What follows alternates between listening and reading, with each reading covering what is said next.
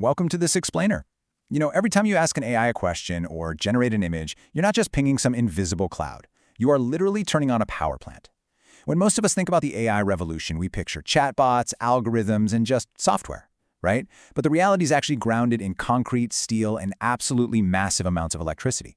We are living through the largest physical infrastructure build-out in human history, and to really understand it, we need to look at the jaw-dropping scale required to power this whole thing. So let's dive right in and ask a pretty crucial question. Where does all this artificial intelligence actually live? Because, let's be honest, the cloud is just a marketing metaphor. AI lives in massive, hyperscale data centers that require an astonishing amount of money and energy just to keep the lights on. And to truly grasp the magnitude of this physical footprint, we don't have to look at abstract future projections. We just need to follow the money. And to answer that, we just have to look at SoftBank's staggering new financial commitment to AI infrastructure over in France. Yes, that number is absolutely real. $87.3 billion. That is literally more than the entire gross domestic product of some countries, and it's being injected purely into concrete and servers. This isn't funding for a cool new app or a software update. This is a multi-billion-dollar bet on building the physical home for the next generation of artificial intelligence. And the sheer volume of power we're talking about here is honestly mind-bending. SoftBank is targeting 5 gigawatts of data center capacity. Now, to put that into perspective, just one single gigawatt can power roughly 750,000 homes. And they want 5. They're kicking this off with an initial $53 billion push to deliver 3.1 gigawatts by 2031. It's SoftBank's largest infrastructure commitment in Europe to date. They are laying down the foundation for an entirely new industrial era. Zooming in a bit on this Hauts-de-France megaproject, we see it covers specific areas like Lune-Plage, Boscal, and Bouchan. But the really crucial takeaway here is that you simply cannot build the digital future without mastering the physical present.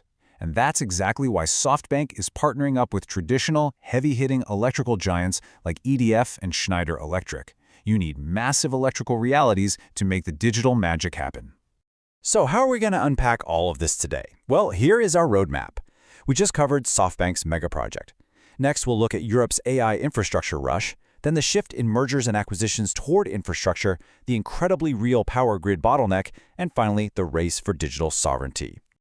Section 1. Europe's AI infrastructure rush. Or what is essentially a continental arms race. We're seeing this incredibly rapid mobilization of capital all across Europe as nations realize they desperately need their own physical AI foundations.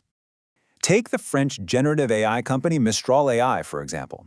They just committed a massive $1.43 billion to build a large-scale AI data center up in Sweden. They had already raised hundreds of millions for a Paris center, but now they are expanding aggressively. Why? Well, it's to support a uniquely European AI sovereignty, making sure they aren't completely dependent on hardware sitting across the Atlantic. And the huge announcements just keep coming. In rapid succession, we're seeing companies like Nebius staking their claim too. They're building a 310-megawatt AI data center in Lappeenranta, Finland, and they're equipping it with the absolute latest NVIDIA, Blackwell, and Rubin architectures. This is a very concrete move to rival US AI infrastructure and build incredibly powerful, localized computing blocks right there in the Nordics. But hey, it's not just the hardware that needs investment, right? It's the human capital required to actually run the stuff.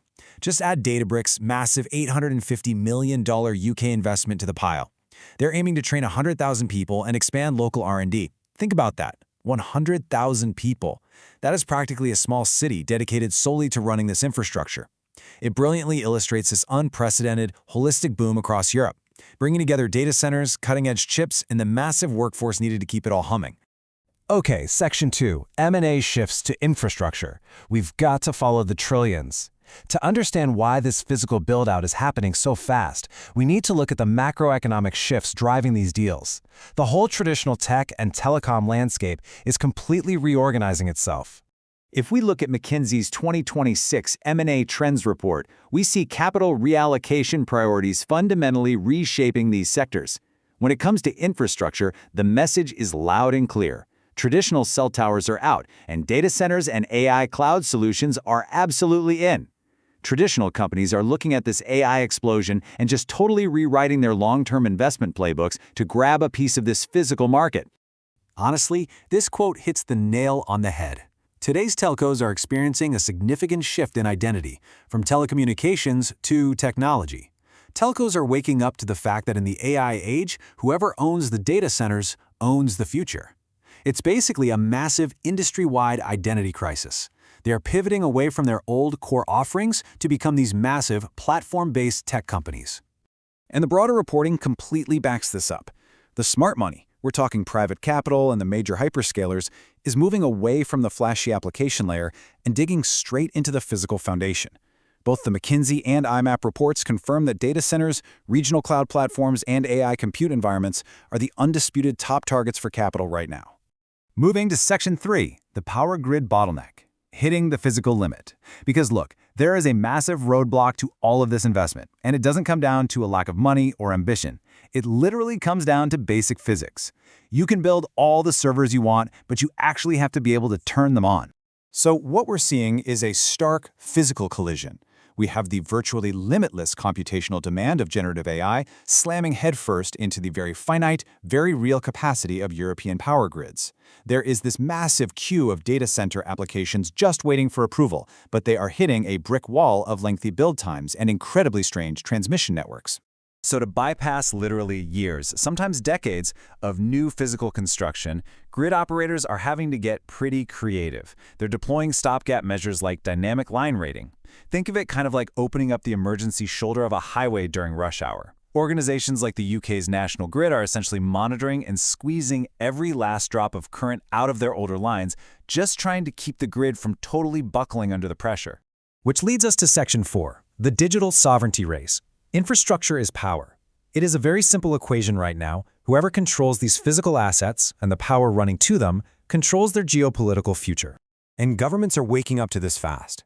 If you look at recent EU regulatory milestones, the European Commission is making it exceptionally clear that regulating cloud infrastructure and AI is at the absolute heart of their digital sovereignty agenda.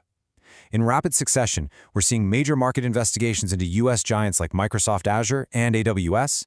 We're seeing new AI Act amendments and Digital Markets Act reviews firmly identifying cloud and AI as top priorities to keep local markets competitive and secure. All of this brings us to the ultimate takeaway for today's explainer. With billions, like SoftBank's crazy $87.3 billion, pouring into concrete, servers, and power grids across Europe, we have to ask ourselves a huge question.